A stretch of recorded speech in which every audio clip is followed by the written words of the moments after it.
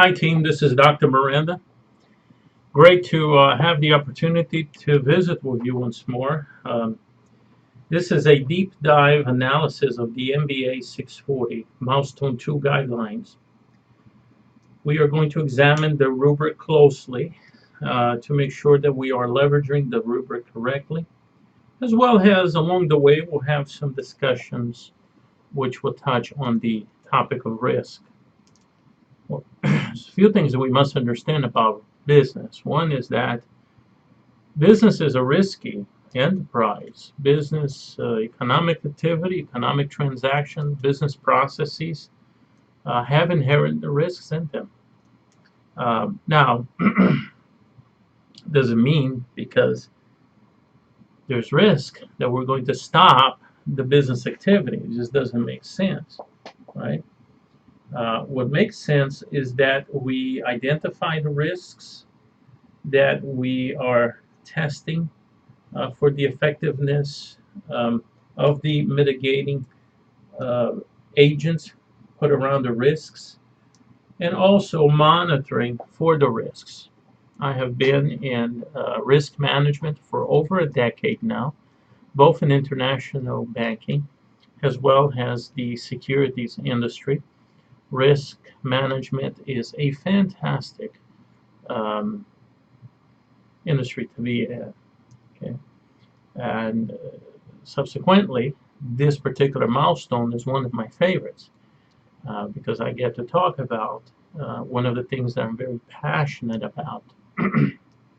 As a matter of fact, I'm in the process of writing a textbook for risk management in terms of effectiveness, effective risk management, particularly when it comes to the assessment phase of risk management. Anyways, so we're going to get right into it. Business, risk come hand in hand, can separate them. Okay, but what smart businesses do, right? What effective businesses do is that they mitigate for the risks. They understand the risks that they undertake. They understand the business that they're in. They understand the risks of the industry that they are in, and they understand the risks that come with the environment, be it external risks from the environment around them or internal risks from the internal activities of the business. Okay. There are businesses, ranging from mom and pop operations to all the way up to the multinationals who understand all of these parameters of risk. And so they understand these things, and they mitigated for the inherent risk of their businesses. They have backup plans. If this happens, we're going to kick in, plan B. If this happens, we're going to go with plan C. All right. Effective risk management also comes with an effective continuity of business programs. It comes hand in hand, but we'll talk about COB at another time, right? Continuity of business. For those of you who love continuity of business, you also have the continuity of government, COG. They have a tremendous, the History Channel, plugging this for them. I'm not getting any commissions on it. I wish I would, right? But they have a tremendous, beautiful documentary. I think it's called The Day After or The Hours After or something like that. Is how continuity of business, continuity of government kicks in case Washington, D.C. ever gets nuked. Just a really fantastic documentary. Those of you who are in the continuity of business or continuity of government, it's a must-see, right? Especially those of you who are in risk management, it's a must-see documentary. You will enjoy it very much. Okay. Now, businesses, however, they are not ready. Okay, you have Barron's Bank, which was a very prestigious bank. Okay, but it was a British bank, but it went bust after almost 250 years of history. Why? Because of a rogue trader. Why? Because there was an inherent risk. There was some known issues in the way that the bank was approaching its processes, and because of a rogue trader, the business went belly up. Enron, right? If it had, look, if people want to cheat, if people want to, do misdeeds, there's nothing really you can do to stop them, right? They're going to do whatever. However, there are some mitigating um, processes that you can place around the business that it would protect the business for certain things. For example, Enron could have been avoided. It could have been avoided with a stronger risk management infrastructure, with strong risk management and leadership. Enron should never have happened, but it did. Okay, so you have big businesses, they're not ready. They're not ready. They don't know their processes intimately. They don't know their environment. They don't know their business, from a holistic point of view. And so, when something happens, the business can go belly up. Okay, risk management is an important discipline, and this is what we're going to deal with in this particular paper. It's a different type of risk management, but it is risk management nonetheless. Think of risk management as many churches or synagogues or whatever religious center you're in. Okay, I always say, same church but different pew. Okay, risk management, one huge area of discipline with different applications, but it's still risk management. So we're going to go right now. We're going to go to the rubric. So we are going to, at this moment, I'm going to move the software, and I am going to take away the picture, and I'm going to replace it there with the rubric. Okay. So the prompt, let's go into it. Okay, submit a paper that addresses critical elements for risks of the final project. Discuss any risks that might affect the success of the project and how you have planned for these contingencies. This places you in the driver's seat. You are the one in charge. You're the one who's going to identify the risks, and just for kicks, you're going to create mitigating factors. You're going to create some really great strategies that's going to help you not only to understand what the risk is, but how to deal with the risk and how to make the process, right, less risky. Okay, it's never about eliminating risk. You would never, never, ever, ever eliminate risk. So say it with me again. I will never eliminate the risk from my business. And just to have more kicks, we're going to say it again. I will never eliminate risks from my business, because it is an impossibility. You would be completely out of a business. Doesn't work. You will minimize the risks. Okay. Now, note, the risk and opportunities you identify should demonstrate your understanding of the company you selected, the industry, the investment project you are proposing, and your project's country and timing. Your estimates of financial impacts will be only preliminary. You'll most likely revise them in your submission at the end of Module 9. Now, we know what this means. It means you must understand holistically. You must understand what your business is, the industry that you're in, and the country you selected. You must understand, I call it the triad of risk identification. You must understand these three elements very strongly so you can really deliver on a very great paper. Okay.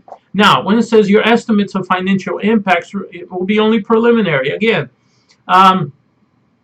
we're looking at this moment for rough estimates at this point. When you and of course I'll give you feedback, but when you are ready for your final project, then of course it's when you're going to put the refinements in there. Okay. But there will be a lot of use of financing principles in this paper. Okay, you're going to be building on the spreadsheet that you made, and then on your milestone paper, and now it's baptism by total immersion. Okay, or baptism by fire, whichever you prefer. Okay, here's another thing. I've noticed that in some of your papers you are not using headings. Please use headings. Okay. It helps you centralize the information into applicable zones.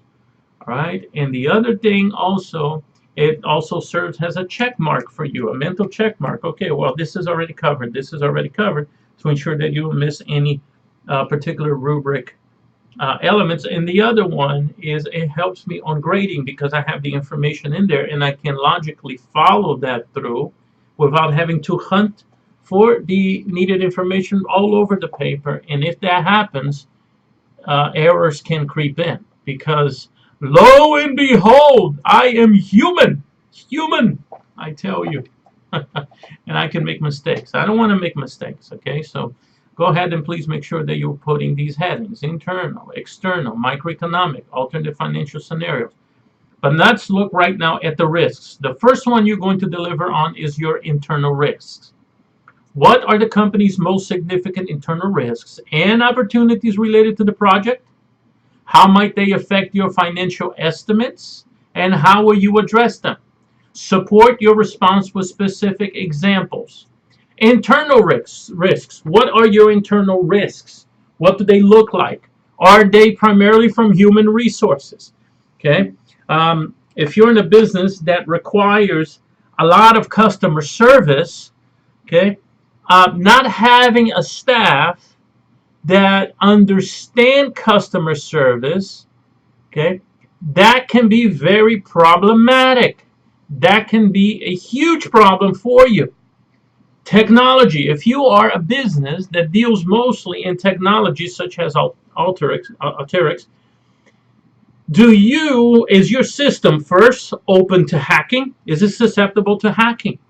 Do you have appropriate controls, security measures to protect your data, the data of your proprietary data, your client's data?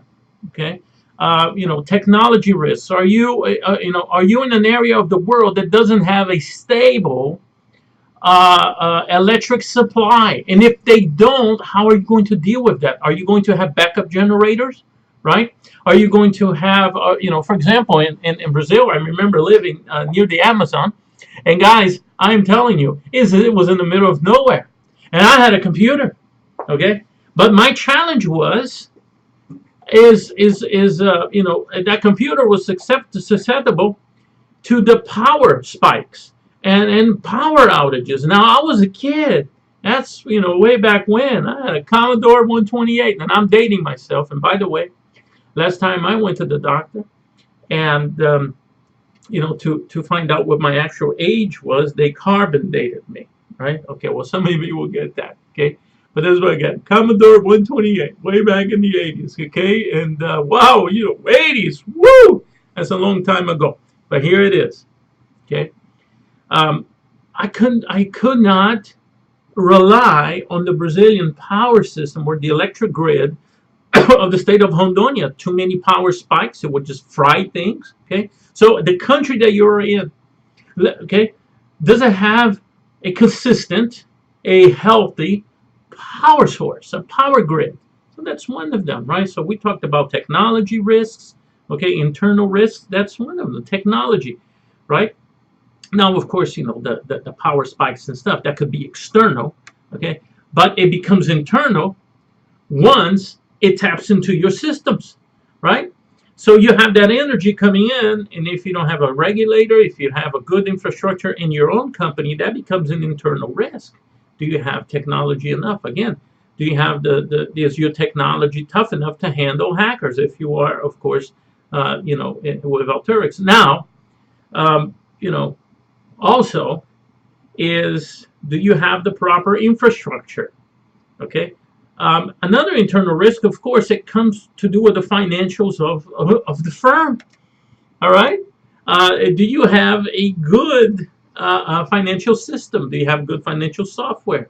Are your books healthy? Do you have good accountants, good financial folks? Right? Do you have good financial professionals? Do you have good managers who understand the business holistically, understand their industry, understand the environment in which they are dealing with? Internal risks, okay, deal primarily with the internal processes of the company, okay? But of course, there could be a little gray zone there where, some stuff could be external, but in reality, anything that has to do with the internal workings of that business, these are internal risks, okay?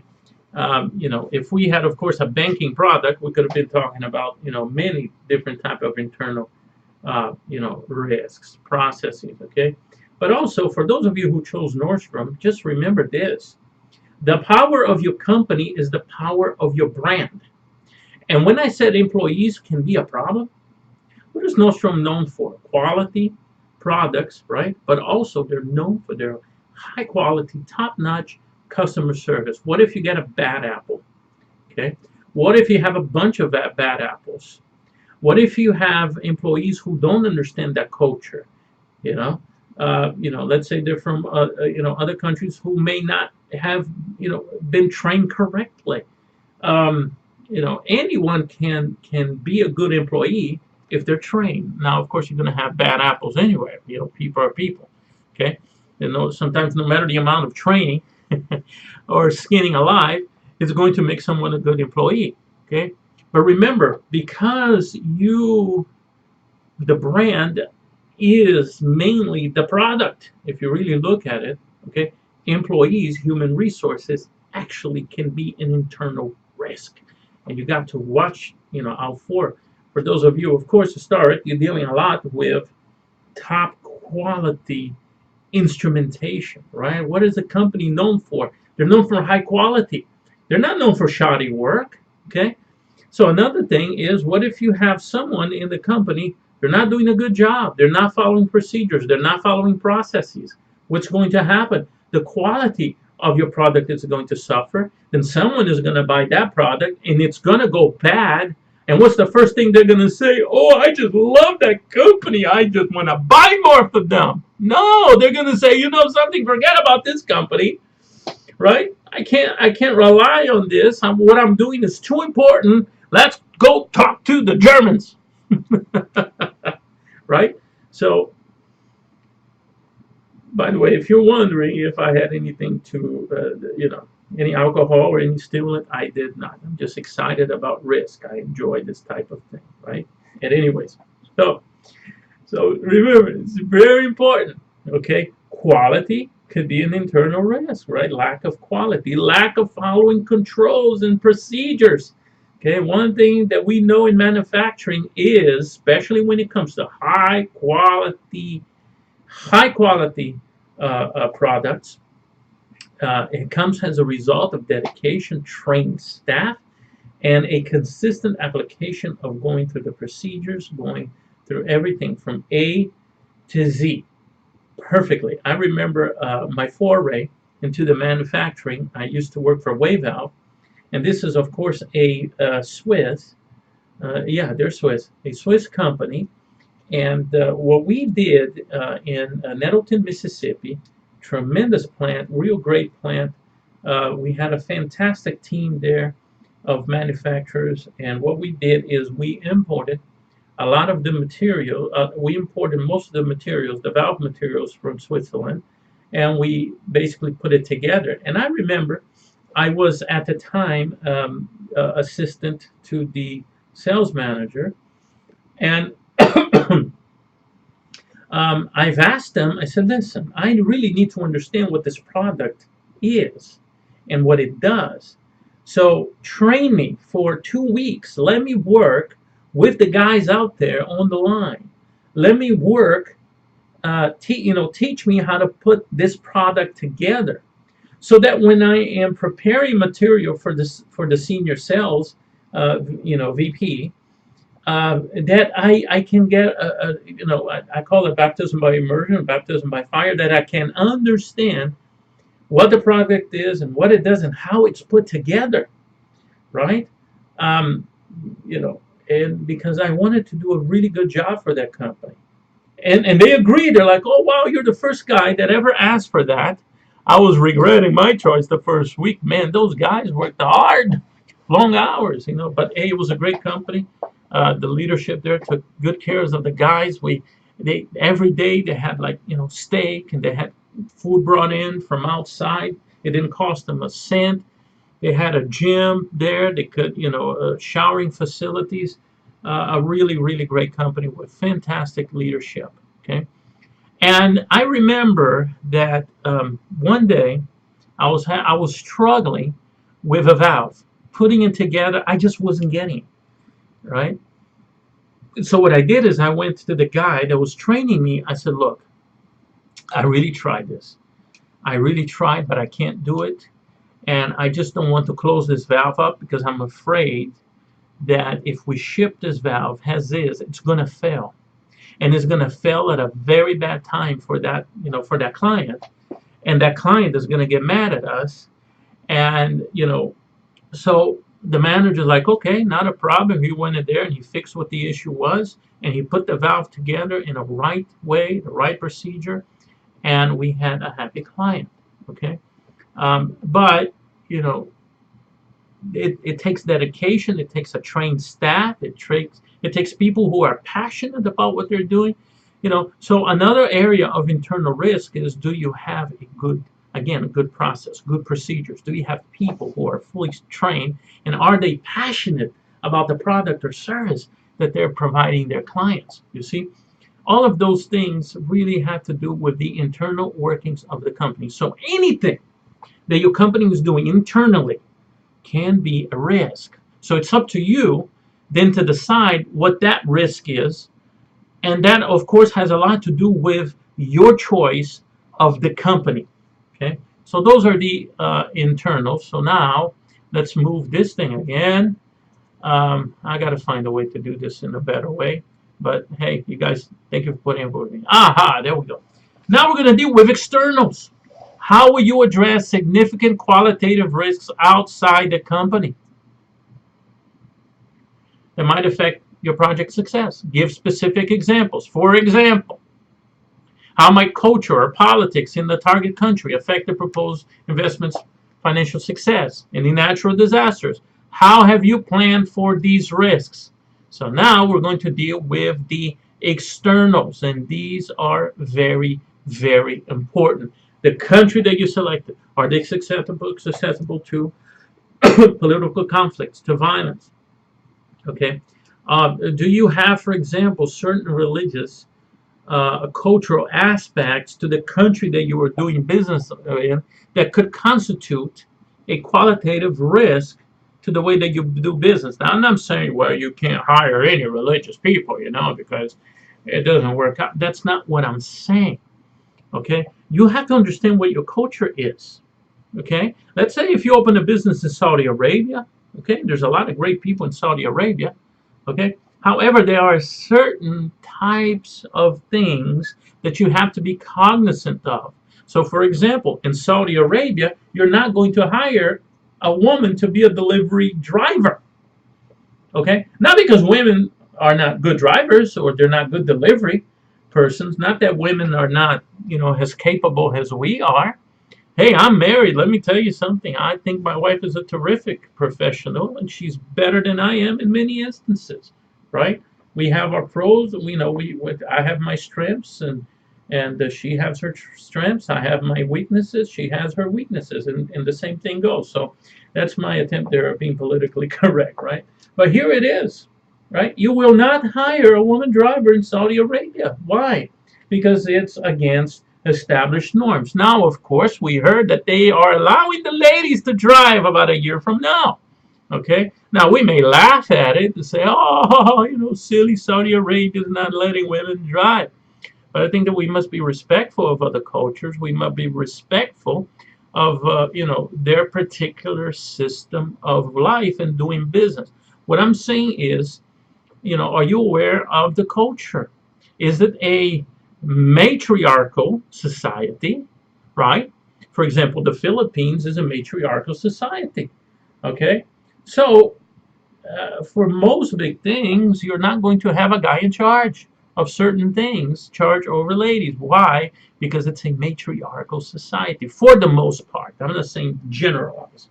Okay, but for example, Native American Indians here, and I'm very proud to actually, because in my genetics, in family, I am related to native people of Brazil.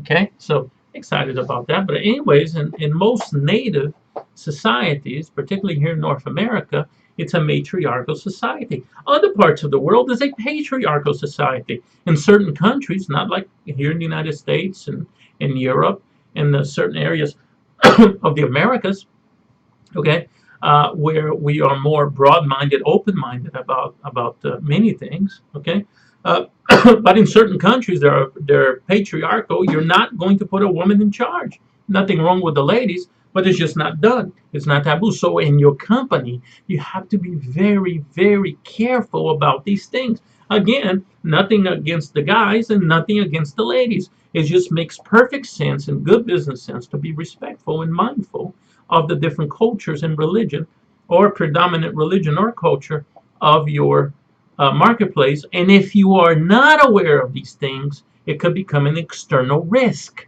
And so you want to be smart about identifying the cultural part or the religious part and how you're going to deal with it. Another one is it's susceptible to economic craziness like Brazil. It's economic chaos right now. It's Armageddon. It's absolutely insane.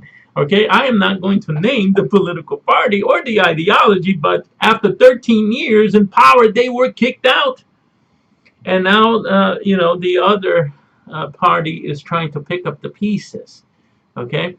Um, is it volatile? Is the economic situation that you are in a volatile environment? And how are you going to deal with that? How are you going to deal with sudden, right, currency devaluation? What are you going to deal with sudden, huge rises, okay, and the interest rates, okay, and such things as inflation?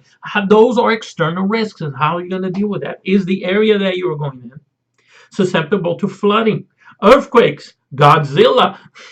If you're in Japan, or New York City, right? You guys saw the movie, right? Godzilla. By the way, I love the last one, the Godzilla movie, because it was fantastic.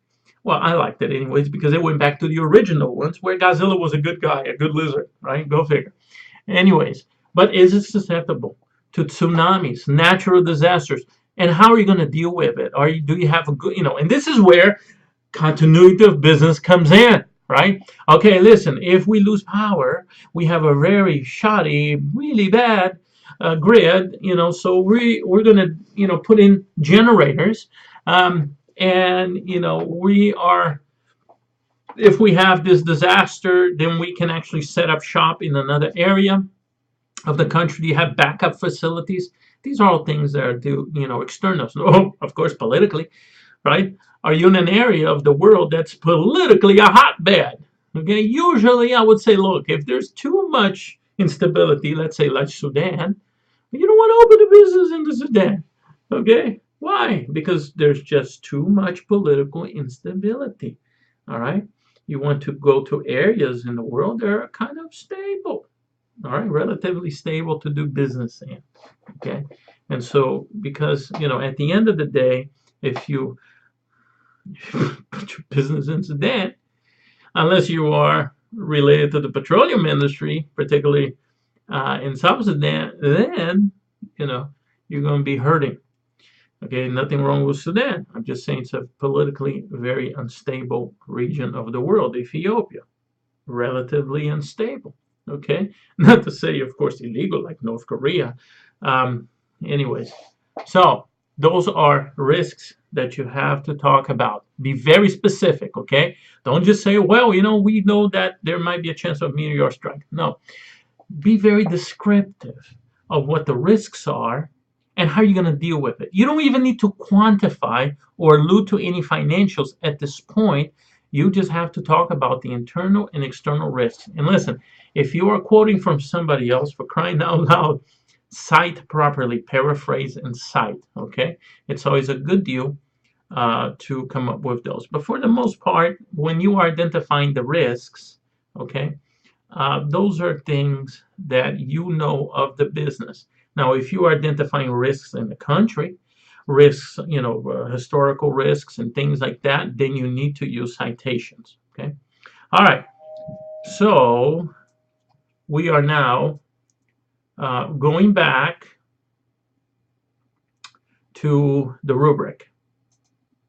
Okay, now microeconomic, okay? Assess the microeconomic factors that might affect decisions about the proposed investment. Support your response with specific examples. For example, how competitive is the market you will be entering? How Annie, please forgive me. My dog is going crazy. Somebody is at the door. I don't know who it is, and hopefully I can put a pause. Oh well, there's no pause button. All right, continue on. Okay. So, what are the microeconomic factors that might affect decisions about the proposed investment, right? Support your response with specific examples. For example, how competitive is the market you will be entering? Just don't say, oh, yes, by the way, it's a very competitive market, and leave it there. No, you cannot just leave it there. Okay. You have to describe what is the competition. Then, of course, you're going to have to cite, right? What's the nature of that competition? You're going to have to cite that because that's information that you don't know, right? And it's not common knowledge, okay? And what a threat that is to your, particular company or the market, okay? And another one is how elastic is the price of your product or service? This is very important because most of the time people miss it, okay?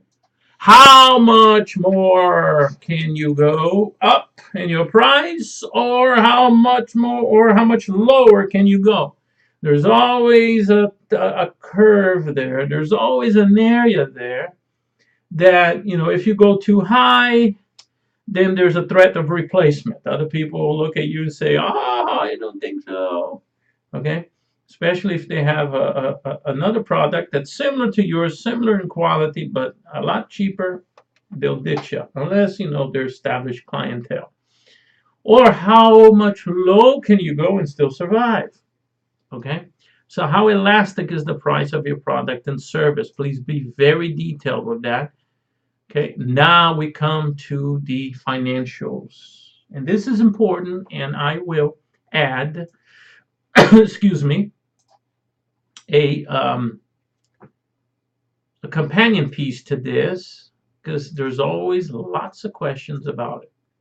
Okay, 4, alternate financial scenarios. Please do not miss it. It's covered by both A and B. I can tell you right now, many people have missed this, and this is the meat of your paper. We're going to talk about alternate financial scenarios, okay? Use this section to discuss the sensitivity of your financial projections to different scenarios. Be sure to address. There's 2 things that you are going to address, okay? And again, the question that I often get is, Dr. Miranda, where am I going to get the numbers? Good question. These numbers you're going to build on the financial projection spreadsheet that you worked on. Okay. That is where you're going to get your information. You did a projection for 3 years. Now you're going to do it for 10. Okay. And it's pretty easy. All you have to do is add rows to it. Okay. And use pretty much the same assumptions that you built into your earlier spreadsheet. Okay. So again, you can use that as a baseline. You don't have to spin your wheels. You don't have to go completely crazy trying to hunt for information. The 90% of the information you already have. Use your projection spreadsheet, okay, that you already worked on. It's going to be very important to do that. Now, on part A, and let me, of course, return now to the rubric. There we go. A, how would your projected financial performance change if sales fall 20% short of or are 20% higher than your base assumption? So you're going to break it down, okay? And the best way to do this is to have 2 scenarios, okay? I just thought about this right now, and if you would just please bear with me, and I'm going to open my Excel spreadsheet, okay?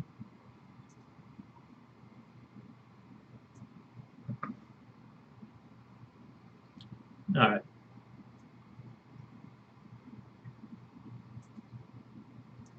and we are going to do a blank one. Okay, and this is of course very simple, very basic, and I really make it look pretty. Okay, so for example, you can do a row, right, which says, sales,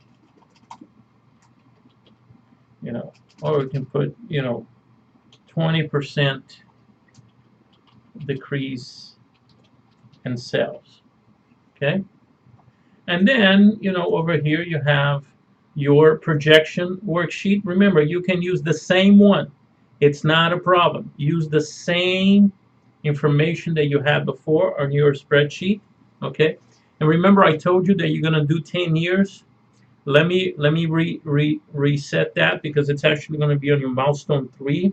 You can use the 3 years. Okay, you can use the exact spreadsheet that you used before. You don't have to change a thing. Well, of course, you're going to change some figures, right? So over here, you have your projection spreadsheet. Okay, I'm just going to make believe that this is your projection spreadsheet, and you're going to do, right, a projection based on what would happen.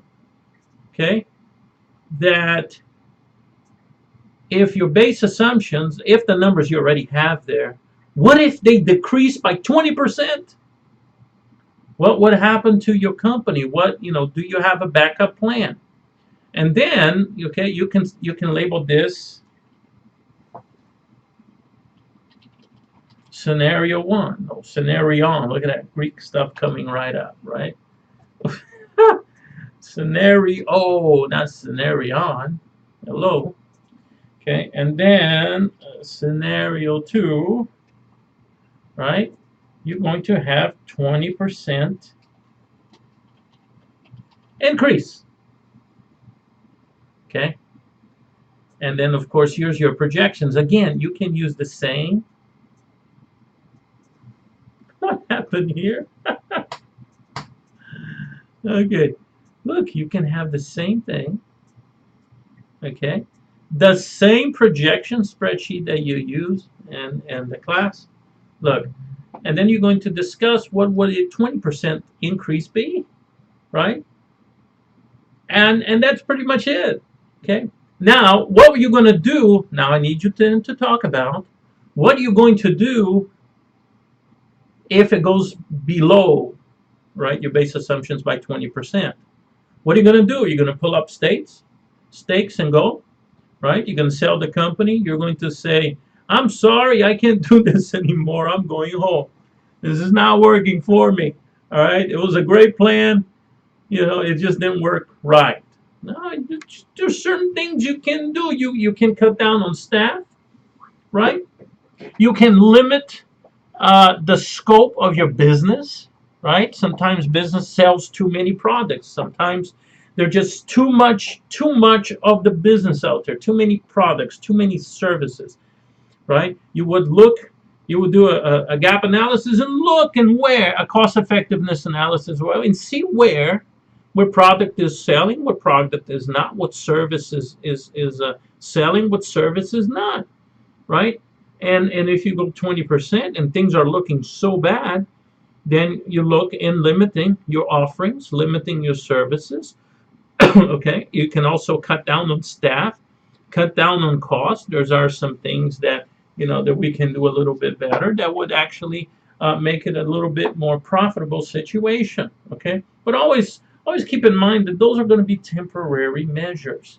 Okay, because once, of course, your company starts making money, then you can expand again. But sometimes you have to contract just to survive the lean years. Okay, those famous 7 years of leanness, right? But now, what happens, my dear friends, if you had a 20% increase? Oh, there's a lot you can do with that. You can expand more. You can hire more people. You can make better offerings. You can actually try to acquire, other companies, acquire other competitors, pay off the loan if you are going to secure a loan for this, right? And we're not there yet, but I can tell you this right now, and I learned this from a great business person, um, reading for it, and I think it was J.P. Morgan. And he says, I never use my money to expand my business. I always use other people's money. Meaning, of course, there are some strategic things that when it comes to getting a loan, right? But you can pay off that loan. There's a lot of beautiful things that you can do with a 20% increase, okay? So discuss those things, and please discuss them in detail, okay? Because it's going to be very, very important. Justify your response, okay? And again, please just don't use narrative. Use numbers also. Talk about the numbers. Think about numbers now like a beautiful symphony. You're making symphony with numbers. You're putting together this beautiful package, and you're going to talk about it, okay? So use a good combination of narrative and of numbers. Now, on B, okay, and you can actually, do another heading for this is, what do the net present value, internal rate of return, and payback values from your base scenario and the sales variation scenarios above imply for the proposed investment? Be sure to explain how the time value of money affects your calculations and analysis. So are you going to talk about net present value in relationship to what? To your expansion, right? And relationship to the numbers that you have already provided, okay? The 20% sales, the 20% sales fall, increase or decrease, okay? But talk about, what's the net present value of the investment that you are making, okay? What is your internal rate of return? How does that look like? And I will provide for you beautiful resources that you can actually do the calculations, okay? What is the payback value? And that from your base scenario, okay?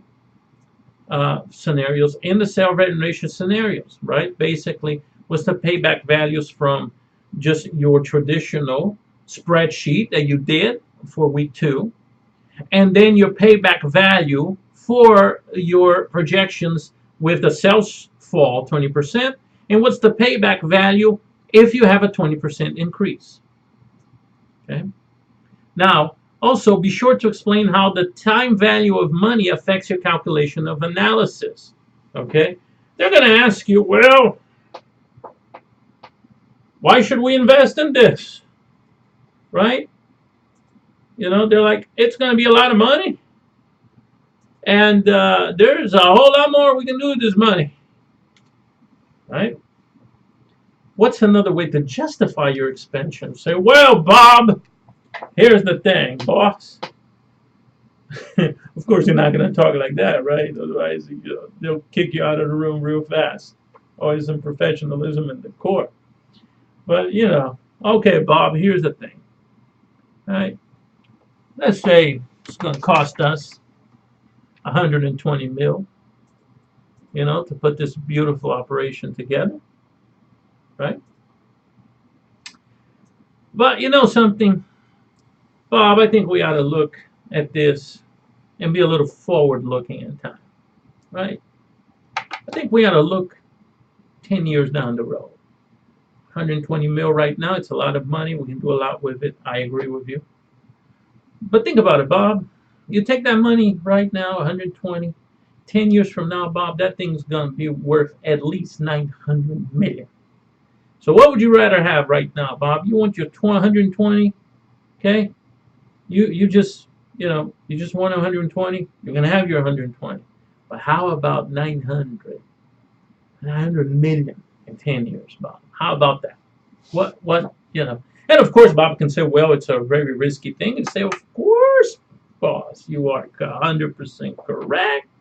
It's a risky proposition. But here, what we know about the internal risks of this expansion, and here is the external risks, and here is how we propose to deal with the internal risks and how we propose to deal with the internal risks. And by the way, look, Look, even if we have a bad year, 20% sales decrease, Bob, we're still making money. Look over here, right? And if we have a 20% increase, I tell you that would be an amazing thing, wouldn't it? Right? Any reasonable manager or executive will look at in an argument like that. When you bring payback values and you include, time value of money, oh my goodness, they will look at you like you are the second coming of McDonald's, right? And you are the best thing since sliced bread. They will look at you and they're like, oh my goodness, I better watch out because this person here will be the CEO of this company in no time. Okay? People appreciate you bringing numbers. People appreciate you defending your position with numbers. They appreciate you looking at these things and presenting a very reasonable argument and presenting and enhancing that argument with actual facts and figures, right? You say, but Dr. Miranda, a lot of this is a bluff, really. I mean, a lot of it right now is just projections, but that's how it's done. No one has a crystal ball. No one knows what's going to happen in the future, right? No one knows, right? No human being knows. We have hunches. We don't have crystal balls. We got quantum computers coming, but hey, they're a long ways off, I think, maybe, right? So, there's a lot of variables to consider, but that's the nature of business.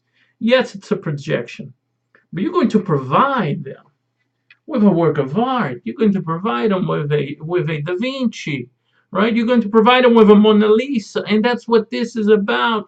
You're going to talk about the risk. You're going to identify the risks. You're going to, not only that, then you're going to give that beautiful projections. What if it goes 20% higher, 20% lower? But look, we got here the time value of money. We got the net present value. We got all the payback periods and internal rate of return.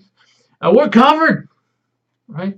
Listen, often the ones with the most information, with the most relevant information, are the ones who win at the end. And I know some of you are having a heart attack because you don't have a strong financial background, but that really doesn't matter too much, right? All you got to learn is the basics of doing these calculations and how to apply them. And our textbook offers you those. Tutoring services over here at the university, but also I am going to provide you with some beautiful resources because I'm a strong believer in that, right? Because one thing that I really pride myself is not just ivory tower learning, this rarefied academic hair where we are up here in the stratosphere of higher academic learning, and all of you out there, students, are lowly serfs. No, we are partners in this. And one thing that I pride myself is because I am a working professor. What does that mean? Is that I work in the financial industry. I understand what these things are, and I can give you tips, and I can give you resources, right? To help you along the way to enhance these skill sets that some of you already have. So don't freak out. Don't worry. You're going to receive a list of resources, and all you have to go there and see. Some of them are templates, beautiful templates. Some of them you're going to have to do a little bit digging, but that is the beauty of it, because at the end of this, you're going to become a maestro of financial projections. It's going to become second nature to you. You're just going to go, you're going to start dreaming of projections because it's that good. You're going to become an expert on it, right?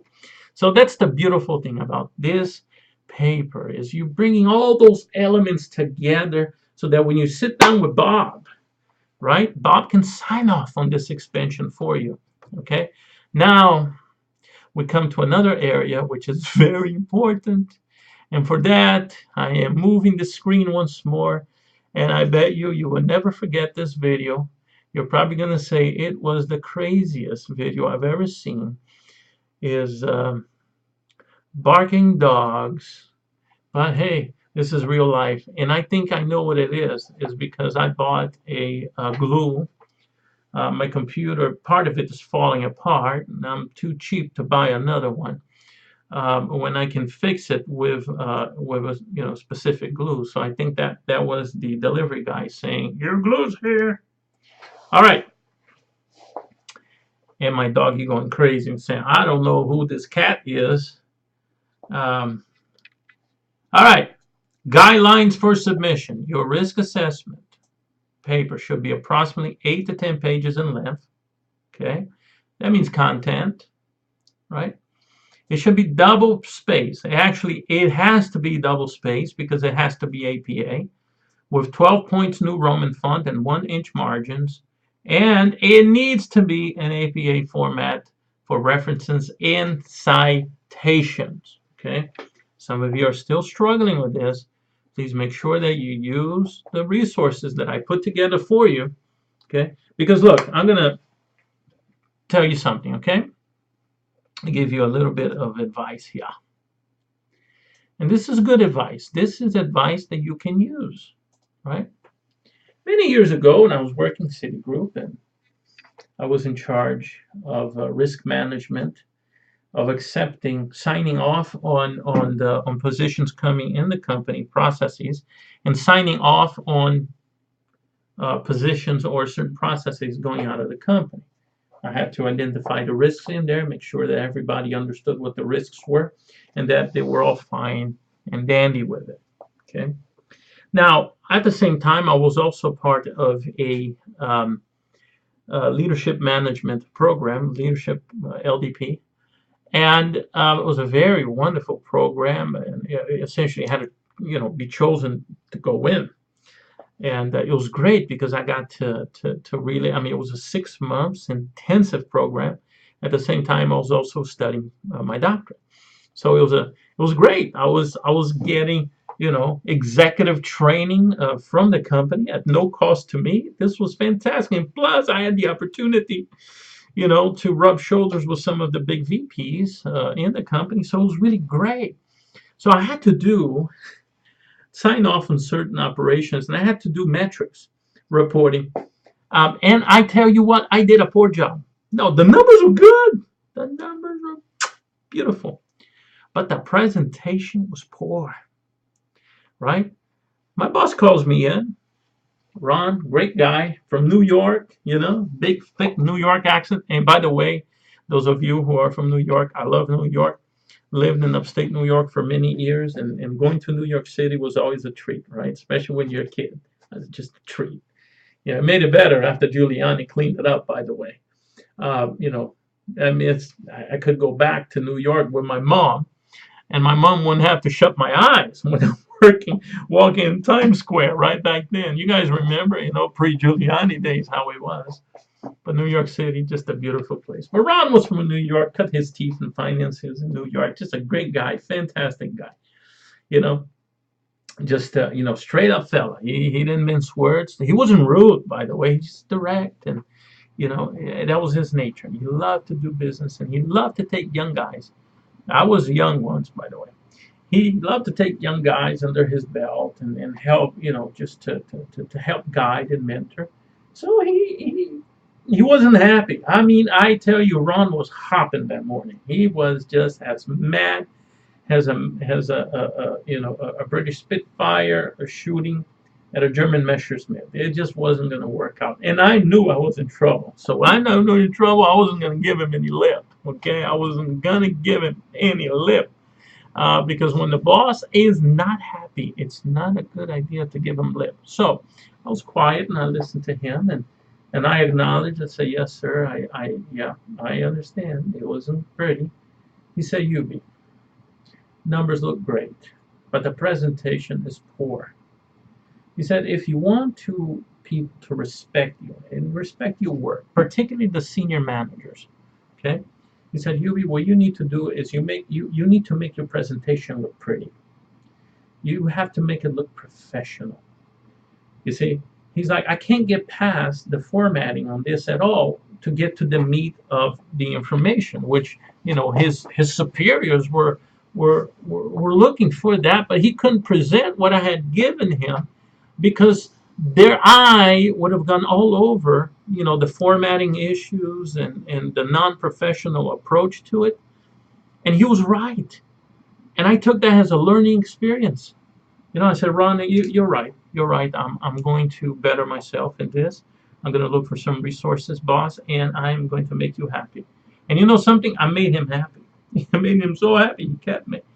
And I was promoted later on to go into, the operational risk management side of the bank. So I learned that lesson that sometimes we are great with numbers, we're great with the narrative, but sometimes there's just too many mistakes. There's spelling mistakes, there's formatting mistakes, there's citation issues, there's reference issues, and it's hard to get to the meat of the presentation to get past the errors. Okay? So you're saying, but this is just a paper, Dr. Miranda. You're going Meshuggah, you're going crazy on that. See, APA, who's going to use that? But the issue is not the usage of APA. Yes, a majority of times you will not use. Almost none of the times when it comes in a professional arena, depending on business you're in, you're not going to use APA. I agree with you 100%. But what APA does for you, APA formatting, writing, citation, referencing, what it does is it helps to discipline the mind. You see, I believe I'm a better writer today because I had to go through the excruciating experience of having to learn to write in APA, right? My dissertation got kicked off about 25 times, rejected 25 times because of APA. So I know the frustration, but let me tell you, once you get that under your belt, and it's not hard, your mind becomes more focused in terms of there's a disciplined approach when you come to writing and how you present the information. Okay, so that's why I'm always writing on these nice little notes there on your paper. Please cite correctly. Use APA references. Use APA citation. Provide an APA cover page. Make sure you have double spaces. Please run a spell checker before you submit that paper. Okay, because you will lose points on that. And these are points that you need. But also, I think there should be an element of personal satisfaction and gratification and pride to provide a paper that's APA compliant and top-notch quality in terms of the content and of the mechanics in the paper. It will also help you to become a better writer. Right? Today, I work for my wife also. My wife is my boss. Can you imagine that? She tells me, I'm your boss. I tell you what to do. I say, you're absolutely correct. Okay. I work for her publishing company. Okay. And, I've also provided some of the writing for that. Although we are focused mainly on children's literature by children. And there will be hopefully a big, huge official hoorah coming up on that. But, I also do technical writing and I do research writing for the universities. And I've also do just, plain creative writing. You go to Amazon, you can find my stuff there that I just do as creative writing. But a lot of it has come from the mechanics of APA, of learning how to write effectively. Okay.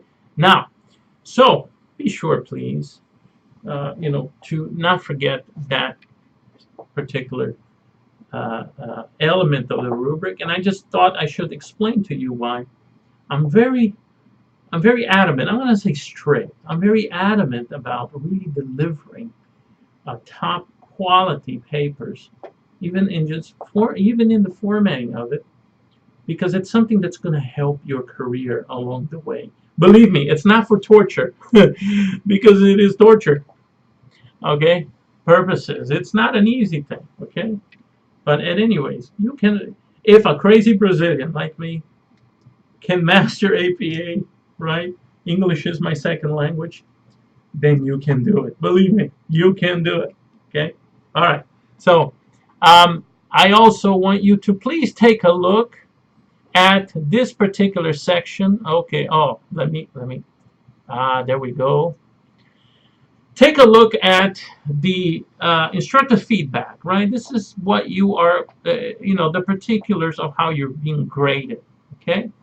So this also helps you tremendously, right?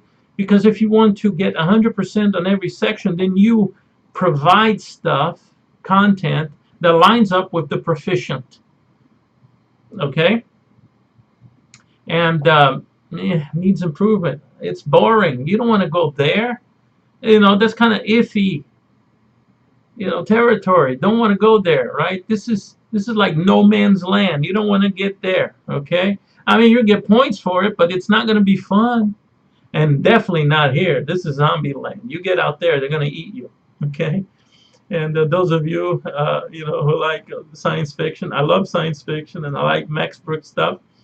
Uh, you know, World War Z and all of the other ones. You're gonna like this. So here are the zombies. You don't want to go there. They're gonna eat you. Okay. But you want to be here. This is safety. This is where like, oh, so amazing. Exactly where you want to be at. Okay, my dear friends. I have come to the end of this very long video. I was hoping to make something that's, a little bit more condensed. But, it is what it is. I hope that you, got a lot from this particular deep analysis. That's why it's called a deep dive, right? And that it, provided you with an overview and sometimes very specific content, what is required for this assignment. I'm going to ask you to please contact me the best way. Look, email is great. Love email. Fantastic. I mean, look, I even have your emails right over here on my smartphone. Okay? I have it there, have it on my computer. I mean, I am like 100% logged in. Those of you know what I'm talking about. Sometimes you get my email, a response almost immediately after your email. So, but another way, it's texting. Okay, if you need a phone call, text me and we'll schedule a call. I already had some really great calls this week, and I really appreciate talking to you guys. All right, now have a wonderful week. Okay, and I think tomorrow is Columbus Day. I'm not sure. So, at any rate, just have a tremendous holiday. Have fun. Um, we'll be in DC tomorrow, uh, meeting some good friends we haven't seen in a while. At any rate, you guys have a terrific week, and I look forward to our continuing discussions and working together. You have a beautiful, lovely day. Bye.